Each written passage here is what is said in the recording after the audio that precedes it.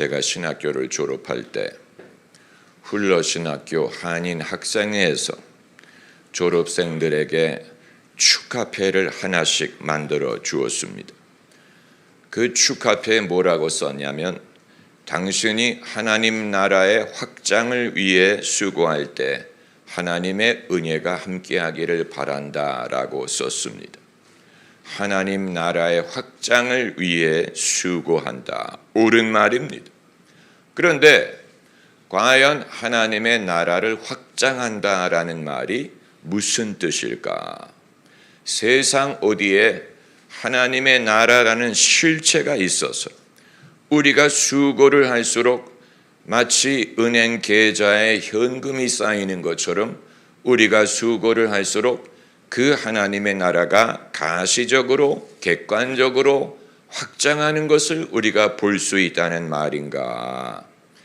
여러분, 세상 나라에는 실체가 있습니다. 적어도 실체가 있는 것처럼 보입니다. 대한민국이라는 나라에 영토가 있고 국민이 있고 헌법이 있고 주권이 있고 군대가 있고 우리가 공유한 역사가 있고 태극기가 있고 출입국을 할 때 관리를 하고, 그리고 대한민국 팀이 월드컵에 나가든 올림픽을 나갈 때 우리가 국가의 이름을 위해, 국가의 자부심을 위해 정체성을 느낍니다. 조국과 민족의 무궁한 영광을 위해 내가 힘을 다하겠다라고 다짐을 합니다. 그러면 하나님의 나라도 그런 외형적인 영토가 있고 주권이 있고 어떤 자부심이 있고 무슨 GDP가 있고 깃발이 있고 그런 식으로 하나님의 나라가 존재하는 것이냐? 우리가 은행에 돈을 입금할 때 돈이 차곡차곡 쌓이는 것을 볼 수 있는 것처럼 믿음으로 수고할 때 하나님의 나라가 확장되는 것을 우리 눈으로 확인할 수 있다는 말이냐? 이것은 어려운 질문이에요. 성 어거스틴이 신의 도성이라는 위대한 책을 썼지요. 이 책에서 그 문제를 다루었습니다. 어거스틴이 말하기를 세상 나라는 쇠하나 하나님의 나라가 세워진다. 그런 의미에서 City of God, 하나님의 도성이라는 말을 썼는데, 예수님 당시의 유대인들도 똑같은 궁금증을 가졌습니다. 그래서 오늘 본문을 보면 예수님에게 물어봤습니다. 하나님의 나라가 언제 임합니까? 그랬더니 예수님이 놀라운 답변을 하셨어요. 뭐라고 말씀하셨냐면, 하나님의 나라는 볼 수 있게 임하는 것이 아니야. 여기 있다 저기 있다 말할 수 없다. 그러면서 하신 말씀이, 하나님의 나라는 너희 안에 있다. 알 것 같기도 하고 모를 것 같기도 하고 영적인 지혜가 필요한 것이 아닙니까? 제가 신학교 졸업할 때 하나님 나라의 확장을 위해 수고한다라는 말을 듣고, 과연 저의 목회자의 수고와 기독교인의 삶을 통해 하나님의 나라의 확장을 위해 일한다고 했지만, 과연 그 확장된 하나님의 나라를 내가 어떻게 알고 경험할 수 있는 것인지 생각을 했습니다. 영적인 지혜가 필요한 것입니다. 예수님을 통해 하나님의 나라를 깨닫습니다.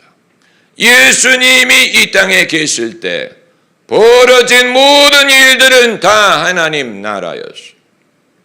여기에서 세 가지를 말할 수 있습니다. 첫째는, 예수께서는 어둠 속에 있는 자들에게 하나님의 나라를 선사하셨다라는 사실. He presented the kingdom of God to people.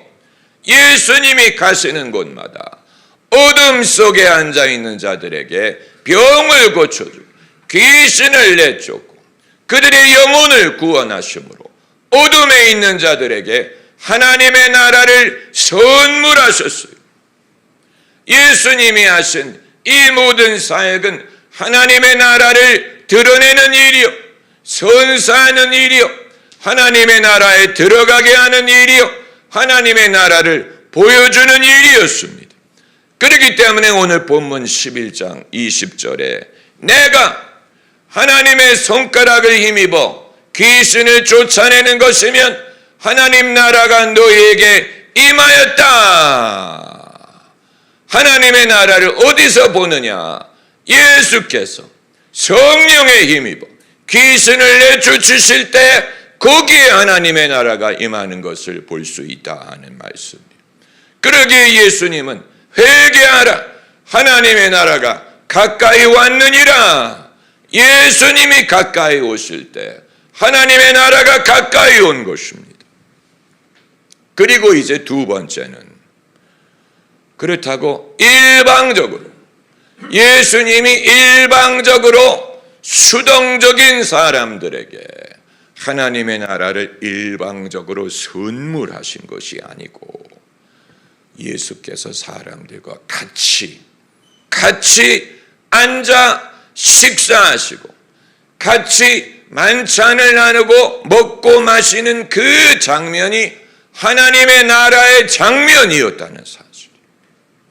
그냥 일방적으로 하나님 나라를 선사하는 것으로 끝나는 게 아니고 구원받은 사람, 죄사함 받은 삭개오, 탕자가 아버지 집에 돌아왔을 때 아버지가 벌여준 잔치, 예수님이 삭개오 집에 찾아가셨을 때 거기에서 함께 먹고 마신 일, 이 모든 것은 천국의 모형이었어요.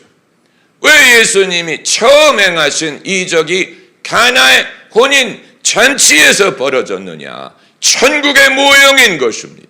천국은 이와 같은 것이다 라고 말한 것입니다. 예수님이 잡히시기 전에도 제자들과 함께 만찬을 나누셨죠. 마지막 만찬 같이 먹고 마셨어요. 그것이 천국의 모형이에요. 천국의 모형.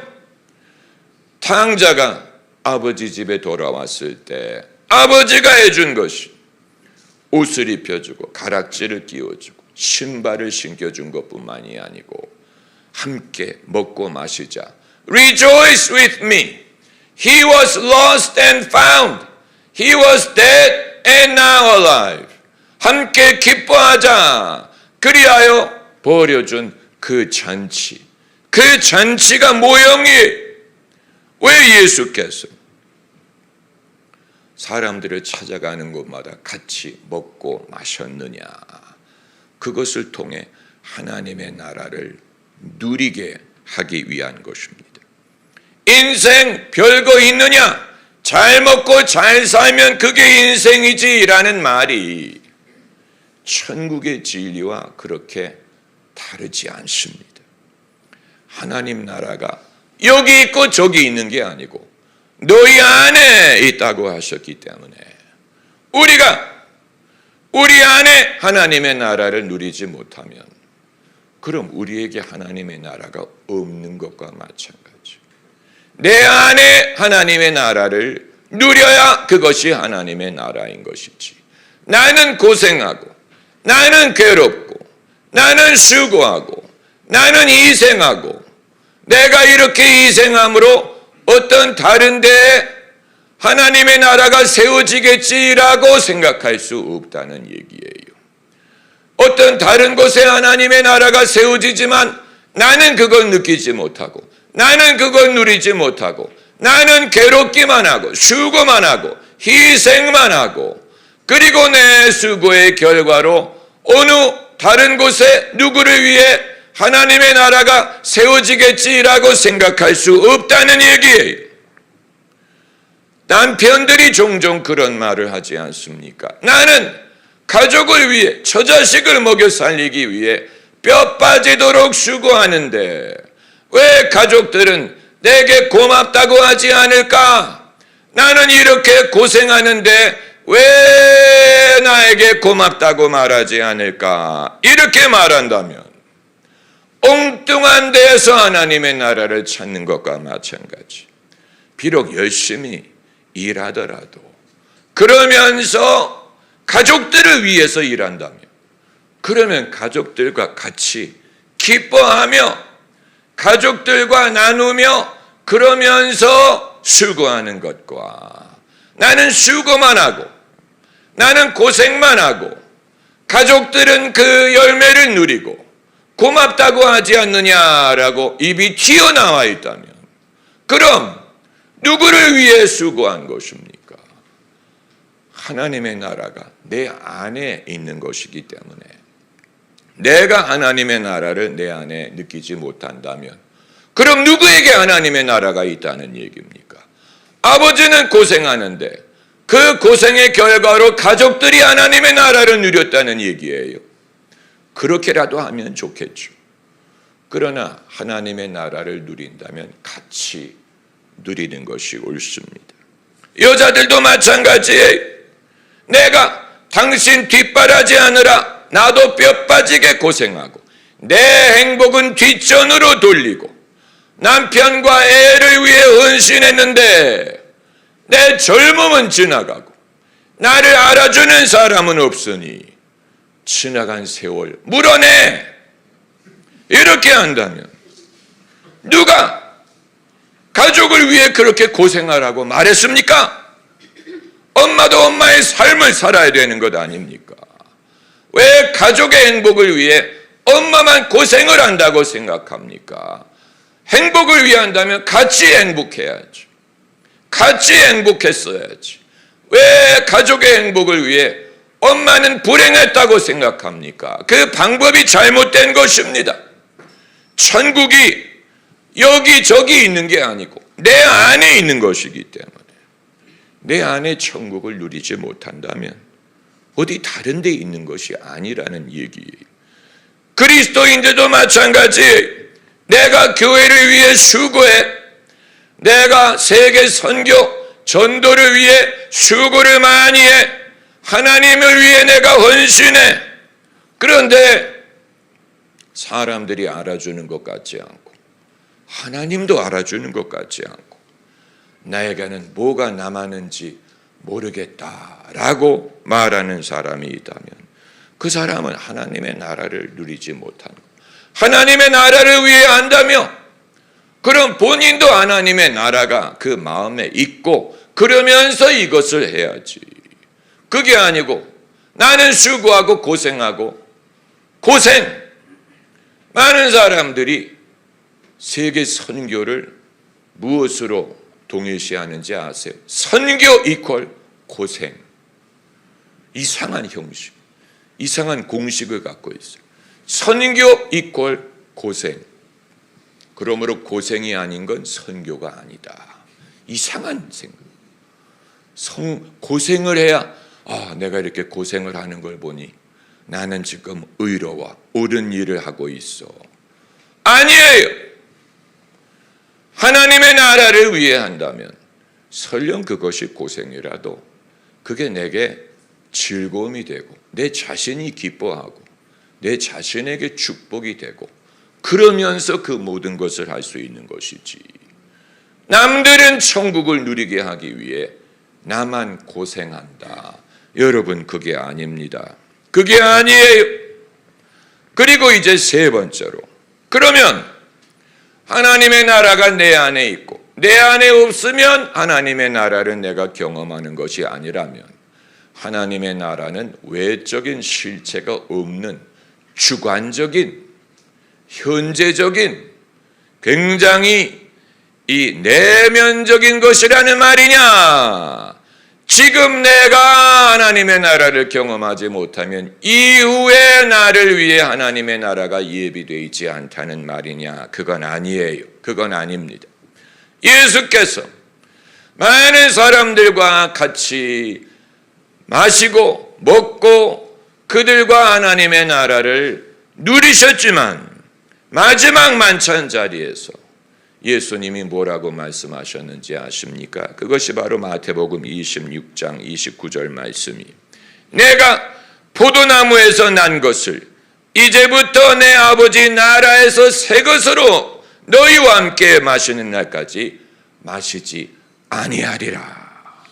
이 말씀을 하시고 붙들려 십자가에 달려 돌아가셨습니다. 그렇기 때문에 하나님의 나라를 우리 안에 경험을 하더라도 다 경험할 수 없어요. 이 땅에서 우리가 하나님의 나라를 맛볼 수 있으나 하나님의 나라를 풀로 다 누릴 수 있는 것은 아닙니다. 예수님도 그것을 다 누리지 않으셨어요. 그렇기 때문에 내가 아버지 나라에서 이 포도나무의 열매를 마시는 날까지 다시 마시지 않으리라. 이 땅에서는 더 이상 마시지 않는다라고 말씀을 하신 것입니다. 천국까지 기다리겠다. 그때까지 참고 기다리겠네. 할렐루야. 그때까지 참고 기다린다는 말이 그런 뜻입니다. 왜? 은밀히 보시는 하나님이 갚으신다. 갚으신다. 하나님이 상 주신다. 그건 지금을 말하는 게 아니잖아요. 이후에 상 주실 것을 믿는 것입니다. 주님이 갚으실 것이다. 주님이 상 주실 것이다. 그렇기 때문에 주님 말씀에 지금 우는 자는 복이 있다. 이후에 웃게 될 것이다. 반대로 지금 웃는 자는 화가 있으니 이후에 울게 된다. 이 모든 인스톨먼트와 같은 거예요. 지금 내가 납부를 해서 이후에 그것을 타는 것처럼 이런 면이 있습니다. 그런데 우리가 당연히 그걸 믿고 기다리지만 예수께서 다시는 마시지 않을 거야 라고 말씀하실 때가 언제였느냐? 마시면서 하신 말씀. 마시면서 그 말씀을 하시고 예수님이 안 마시면서 이후에 마실 거야 이렇게 말씀하신 게 아니고 제자들과 함께 포도즙을 마시면서 내가 아버지 나라에서 이 포도나무의 열매를 마실 때까지 너희와 마실 때까지 다시는 마시지 않겠다. 이 말씀은 여러분 우리에게 많은 지혜, 깨달음, 믿음 그리고 요령을 수반합니다. 만일 나는 심수를 내면서 하나님의 나라를 위해 일할 수 없다는 얘기. 심수를 내면서 나는 하나님의 나라를 위해 심수를 낸다라고 할 수 없습니다. 그게 마치 누구와 같으냐면 마르다와 같은 것. 마르다가 열심히 일을 했어요. 그리고 심수를 냈죠. 마리아 자기 동생에 대해서. 일할 거라면 자기도 기뻐해야 되는데 왜 하나님의 나라를 위해서 일한다고 하면서 심수를 부립니까? 내가 심수를 부리는 한 내 안에 하나님의 나라가 없는 것이고 그리고 나는 고생하는데 남들은 즐거워해 라고 생각하는 사람도 하나님의 나라를 경험하지 못하는 거예요. 누가 그렇게 했습니까? 탕자의 형이 그랬죠. 탕자의 형이 나는 뼈 빠지게 수고하는데 동생이 돌아왔다고 자기들끼리 즐거워하네. 나는 고생하는데 저들은 즐거워해. 이것도 하나님 나라를 경험하지 않는 것이고 그리고 나는 금욕하고 참고 견디는데 하나님의 나라를 위해 그렇게 하는 것이다 라고 말할 수도 없습니다.